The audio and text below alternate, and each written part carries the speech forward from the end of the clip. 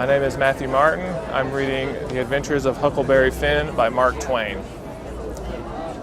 Once I said to myself it would be 1,000 times better for Jim to be a slave at home where his family was, as long as he'd got to be a slave, and so I'd better write a letter to Tom Sawyer and tell him to tell Miss Watson where he was. But I soon give up that notion for two things.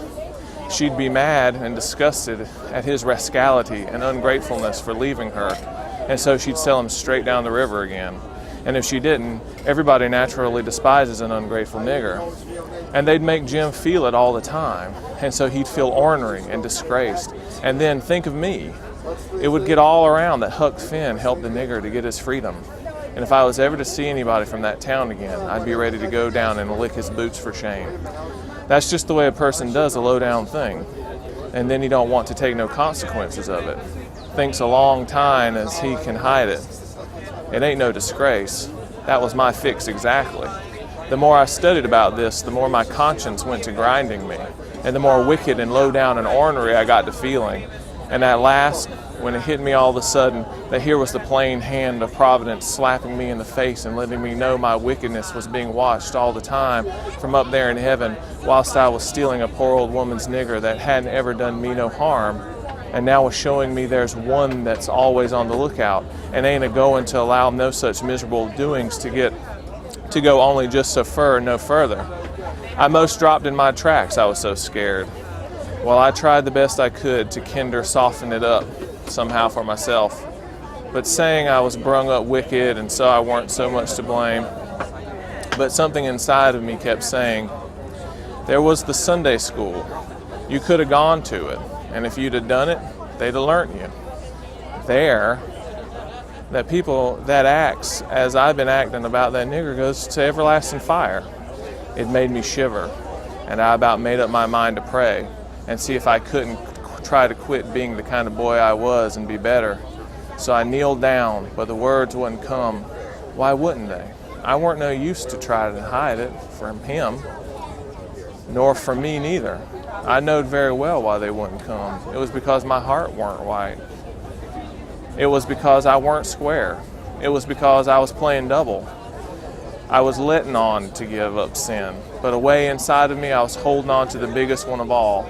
I was trying to make my mouth say I would do the right thing and the clean thing and go and write to that nigger's owner and tell her where he was. But deep down in me I knowed it was a lie, and he knowed it. You can't pray a lie. I found that out. So I was full of trouble, full as I could be, and didn't know what to do.